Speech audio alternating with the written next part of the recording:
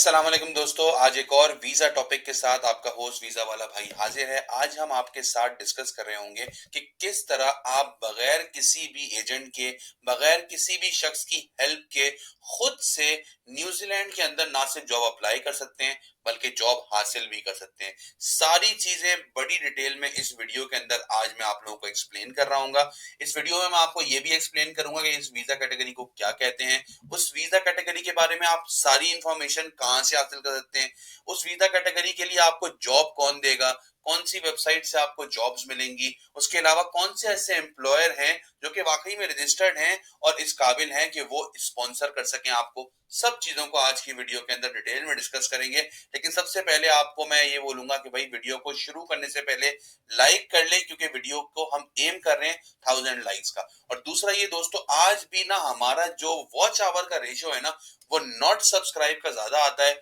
और सब्सक्राइब का कम आता है। तो भाई वीडियो को सब्सक्राइब भी कर लें, क्योंकि मैं हमेशा जब भी वीडियो बनाता हूं उसके ऊपर बड़ी डिटेल रिसर्च करता हूं, उसके बाद कोई भी टॉपिक आप लोगों के साथ शेयर कर रहा होता हूं।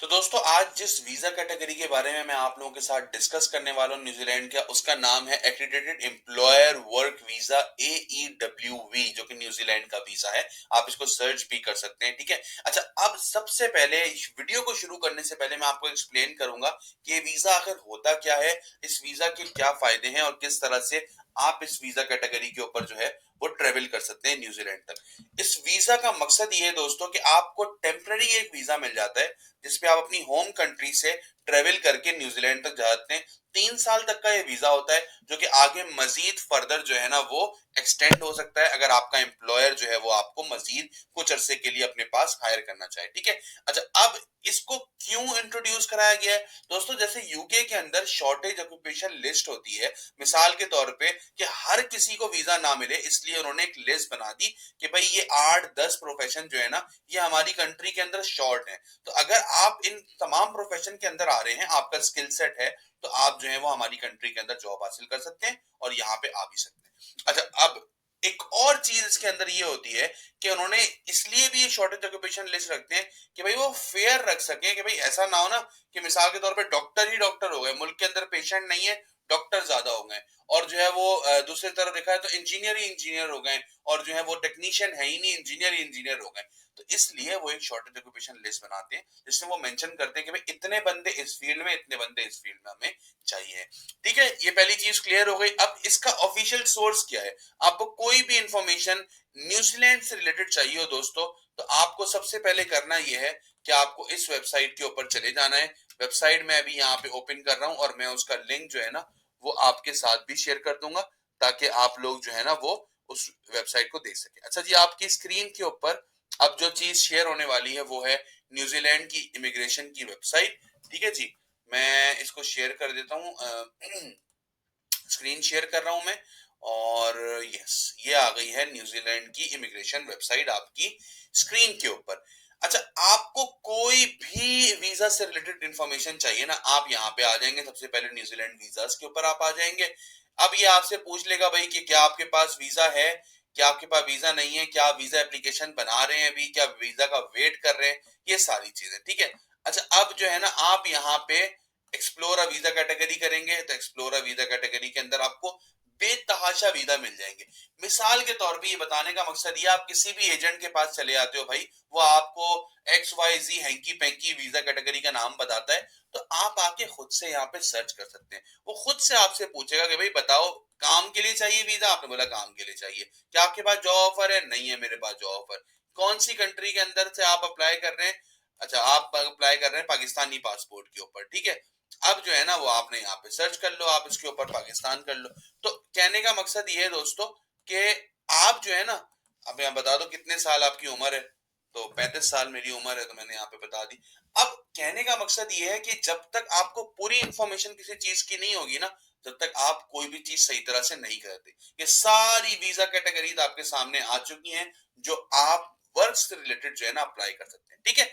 अब ये चीज हो गई एक, मैंने आपको बताया कि सबसे पहले आपको कोई भी न्यूजीलैंड से रिलेटेड इंफॉर्मेशन चाहिए, आप इस वेबसाइट के ऊपर जाएंगे, ये वेबसाइट आपको पूरी इंफॉर्मेशन दे देगी। अच्छा, अब आगे मजीद चलते हैं भाई कि अब एलिजिबिलिटी क्राइटेरिया इसका क्या है। कैसे आपको पता चलेगा कि भाई मुझे जॉब जो मिली है वो रियल है और उस जॉब के ऊपर मैं वीजा भी अप्लाई कर सकता हूँ? सबसे पहले आपका जो एम्प्लॉयर होना चाहिए ना, वो इमिग्रेशन से न्यूजीलैंड की एक्रीडेटेड होना चाहिए। उसके बाद एक्रीडेशन होनी चाहिए, जिसको हम स्पॉन्सरशिप लाइसेंस भी कह सकते हैं आम जबान के अंदर, ठीक है। दूसरा क्या है कि आप जो वो जॉब डिस्क्रिप्शन बोल रहा है उससे आपकी स्किल सेट मैच हो रहा हो। अब मिसाल के तौर पे इसके अंदर बड़ा इंपॉर्टेंट ये है कि भाई लोग जो है ना अन की शर्ट किसी भी जॉब के ऊपर अप्लाई कर रहे होते हैं।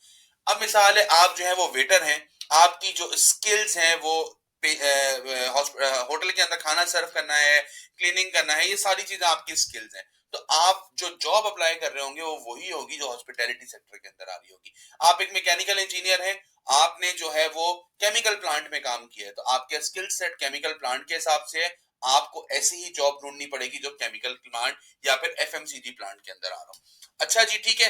देन उसके बाद आपने क्या करना है कि स्टेप 3 जो है, आपने सबसे पहले चेक कर लिया कि भाई मेरे पास जो है वो कुछ कंपनीज ऐसी मेरे पास ढूंढ के निकालनी मैंने, 15 से 20 कंपनी जो कि एक्रीडेटेड हैं, न्यूजीलैंड इमिग्रेशन से रजिस्टर्ड हैं और उन्होंने जॉब भी लिस्ट की हुई है, ठीक है। अब आपने क्या करना है दोस्तों, आपने जो है उन वेबसाइट्स के ऊपर जाके जॉब अप्लाई करनी है। और न्यूजीलैंड की जॉब पोर्टल्स हैं कुछ, वो सारे जॉब पोर्टल्स मैं नीचे डिस्क्रिप्शन के अंदर आपको दे रहा हूं, आप उनको देख सकते हैं, उसके ऊपर अपनी प्रोफाइल बना सकते हैं। यहाँ पे एक बात बहुत ही इंपॉर्टेंट मैं बताना चाहूंगा दोस्तों आपको, कि अगर आपको कोई भी प्रॉब्लम का सामना करना पड़ता है ना अपनी प्रोफाइल बनाने में और इन चीजों को करने में, तो वीजा वाला भाई आप लोगों के लिए एक बड़ी बेहतरीन ऑफर लेके आया है। हम लोग आपको एक पूरा न्यूजीलैंड का एलीट कैरियर पैकेज लॉन्च कर रहे हैं, जिसके अंदर हम आपका अकाउंट भी क्रिएट करेंगे, आपकी ईमेल आईडीज क्रिएट करेंगे, आपकी इंटरनेशनल प्रोफाइल सेटअप करेंगे, आपकी लिंक्डइन प्रोफाइल सेटअप करेंगे, आपकी कस्टमाइज वीजा के लिए आपकी लेटर, आपका कवर लेटर और आपकी सीवी हम प्रिपेयर कर रहे होंगे। उसके अलावा हम आपकी 15 कंपनीज के अंदर एप्लीकेशन भी सेंड करेंगे न्यूजीलैंड की। देन हम आपको गाइडेंस भी देंगे पूरी प्रॉपर वीजा जर्नी की। उसके अलावा एक 45 मिनट्स का 1-to-1 कंसल्टेंसी सेशन में आपको दे रहा हूँ इसी पैकेज के अंदर। एंड देन जब आपको जॉब मिल जाएगी तो आपका वीजा भी हम ही आपको सबमिट करके दे रहे होंगे, तो वीजा की भी हम अलग से कोई पैसे चार्ज नहीं करेंगे।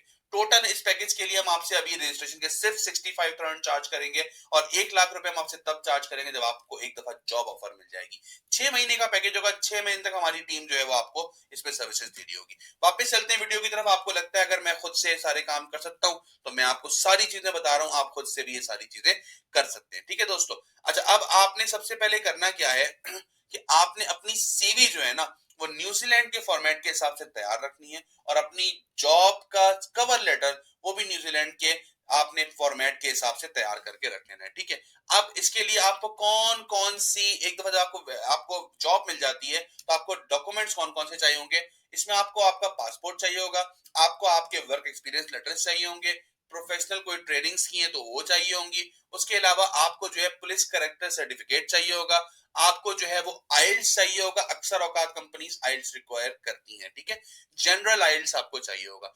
उसके अलावा आपको और कुछ भी नहीं चाहिए कि जिससे आपको जॉब मिल सके। अब सवाल फिर वही आता है, जॉब मिलेगी कहां से?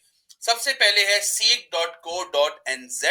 ये एक सीक न्यूजीलैंड वेबसाइट है, इसके ऊपर बेतहाशा वेबसाइट्स के ऊपर जो है ना जॉब्स हैं। तो हमारे पैकेज में हम इन्हीं के ऊपर आपकी प्रोफाइल बना रहे होते हैं। आप खुद से अप्लाई कर रहे हैं, कोई मसला नहीं है, आप जाएं और इसके ऊपर अपनी प्रोफाइल बना लें। दूसरी वेबसाइट है ट्रेड मी जॉब्स, trademe.co.nz/jobs। इसके ऊपर भी बेतहाशा आपको सीजनल जॉब से लेके प्रोफेशनल जॉब्स तक सब कुछ आपको मिल जाएगा। देन आता है वर्किंग इन न्यूजीलैंड.com, इसके ऊपर भी आपको सब चीजें मिल जाएंगी। अब सवाल ये आता है, अगर आपको एक जॉब मिल भी जाती है, आपको कैसे पता चलेगा भाई ये एम्प्लॉयर सही है या नहीं है?